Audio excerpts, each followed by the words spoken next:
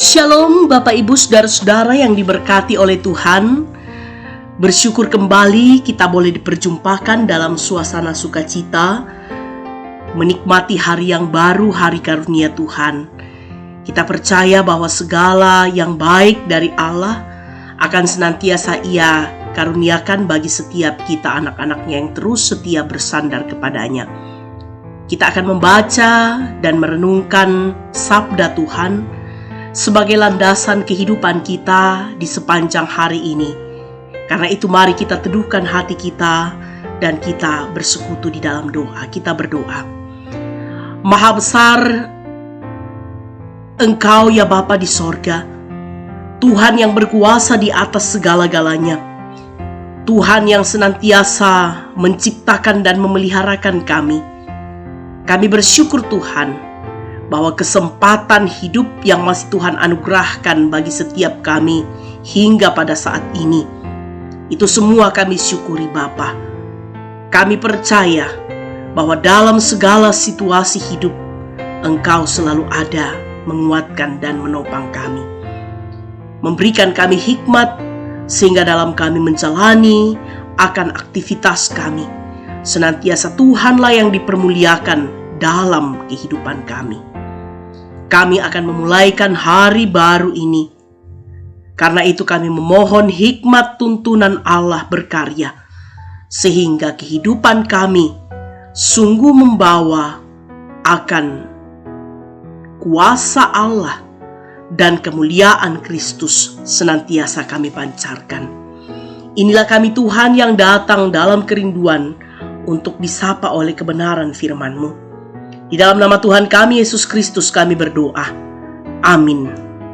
Bacaan kita di pagi hari ini terambil dari Injil Lukas pasal 10 ayat 25 sampai 37. Lukas pasal 10 ayat 25 sampai 37, demikianlah firman Tuhan.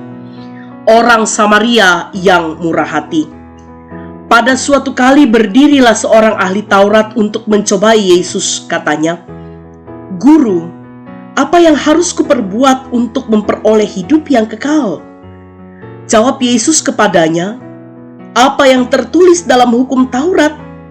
Apa yang kau baca di sana?" Jawab orang itu, "Kasihilah Tuhan Allahmu dengan segenap hatimu, dan dengan segenap jiwamu, dan dengan segenap kekuatanmu, dan dengan segenap akal budimu. Dan kasihilah sesamamu manusia seperti dirimu sendiri." Kata Yesus kepadanya, "Jawabmu itu benar, perbuatlah demikian, maka engkau akan hidup." Tetapi untuk membenarkan dirinya, orang itu berkata kepada Yesus, "Dan siapakah sesamaku manusia?" Jawab Yesus, "Adalah seorang yang turun dari Yerusalem ke Yeriko.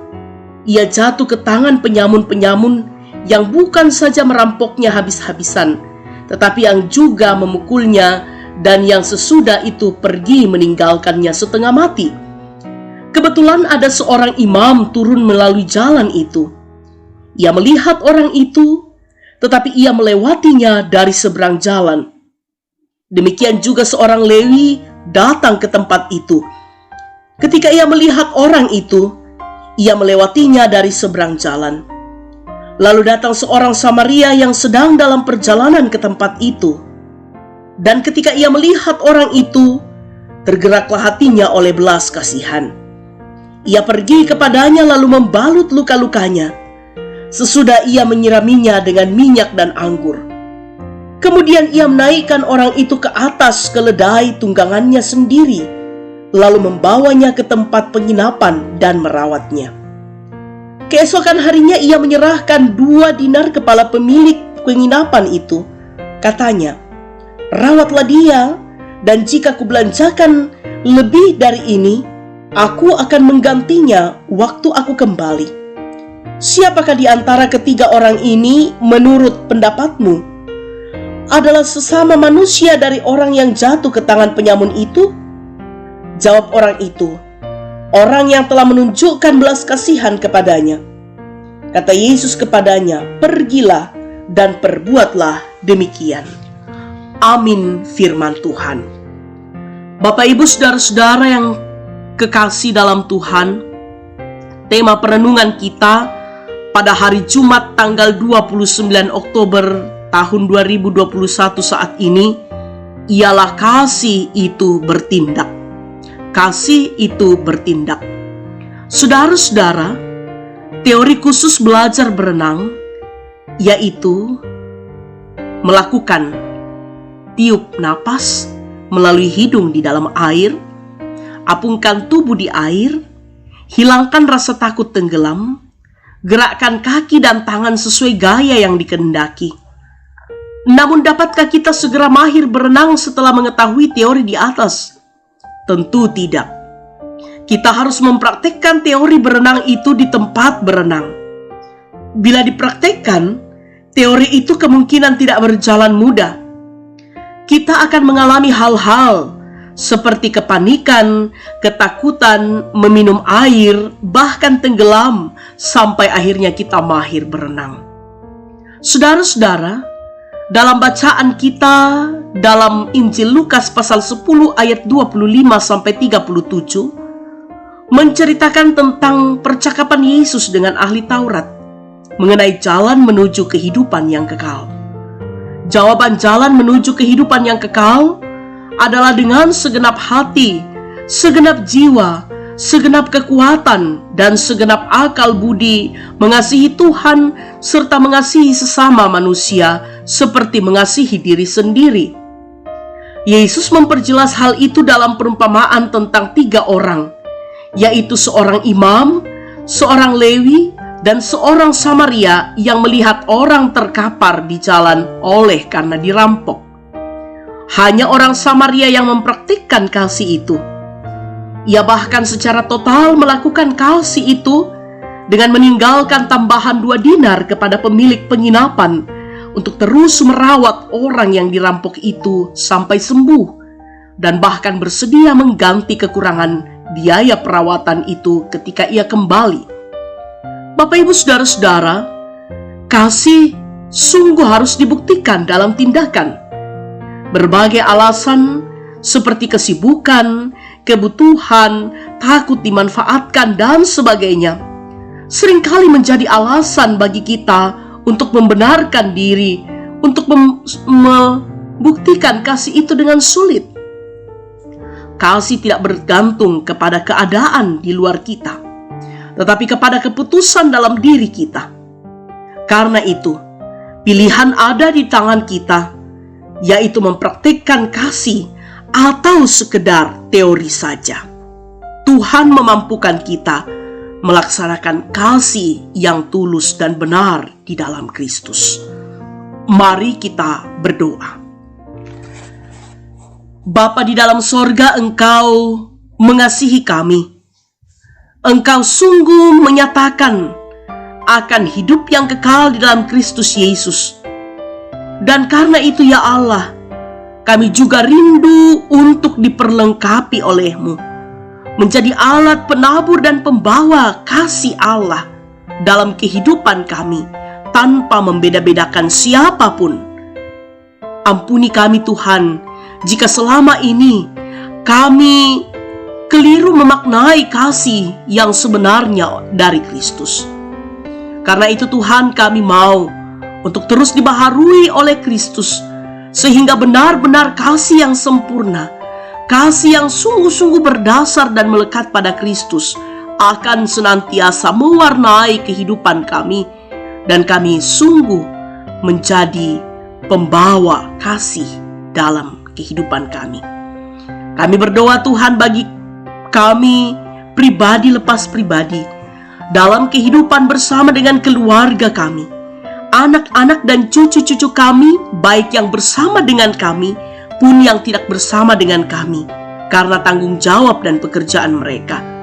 Biarlah kehidupan keluarga kami sungguh Engkau ikat dalam suatu keadaan yang dipenuhi dengan damai sejahtera Allah, sehingga berkat Tuhan terus kami rasakan melimpah, dan kami terus hidup dalam luapan syukur dan sukacita kepadamu.